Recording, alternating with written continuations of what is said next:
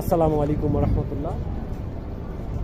আমরা মক্কা থেকে মদিনা আসছি ইনশাআল্লাহ। যে মদিনাতে যে বিভিন্ন রকম জায়গা ছিল, হযরত মুহাম্মদ সাল্লাল্লাহু আলাইহি সাল্লামের রওজা মুবারক, যেখানে উনি নামাজ পড়তেন, মসজিদ, ওখানেও নামাজ পড়ে আসছি।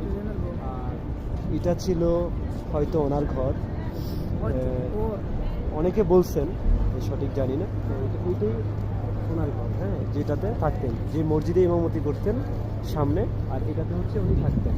তা আমরা ইনশাল্লাহ এটা দেখতে আসলাম।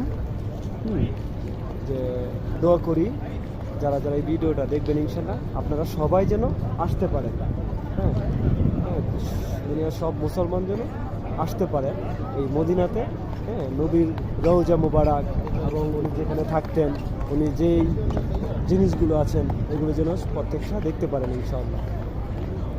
আসলে আমাদের সময় কম, আমরা চলে যাব কিছুক্ষণের মধ্যেই।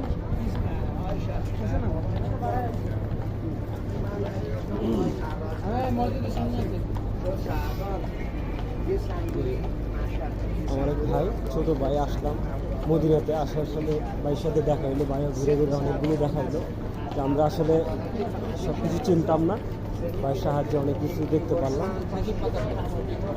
যেই ঘরটা ছিলেন যে ঘরটা ছিলেন হযরত মুহাম্মদ সাল্লাল্লাহু আলাইহি ওয়াসাল্লামে, যে ঘরটাতে ছিলেন একসময় খেজুর পাতার ঘর ছিলেন, হ্যাঁ, যে এই ঘরটাই আলহামদুলিল্লাহ অনেক সুন্দর।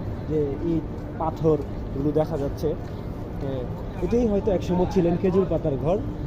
এটা এখন আপডেট, যেটা সরকার আপডেট করে আরও পাথর দিয়ে খুব সুন্দর করে গুছিয়ে মানে মসজিদটা করছেন আর কি। হ্যাঁ, এটাই একসময় ছিলেন, তবে আসলে আমরা তো আর দেখি না। আমরা বিভিন্ন হাদিসে শুনছি, বিভিন্ন বড়দের মুখে শুনছি, বিভিন্ন মুহাদ্দিসের কাছে শুনছি যে উনি খেজুর পাতার ঘরে ছিলেন। যাক, আলহামদুলিল্লাহ, এগুলো সবই আমরা দেখতে পারছি। সকলের কাছে দোয়া চাই। আমরা আসছি, আমরা এসে দেখতে পাচ্ছি, আপনারা যেন আসতে পারেন ইনশাআল্লাহ, আর আমাদের জন্য দোয়া করেন। আসসালামু আলাইকুম রহমতুল্লাহ।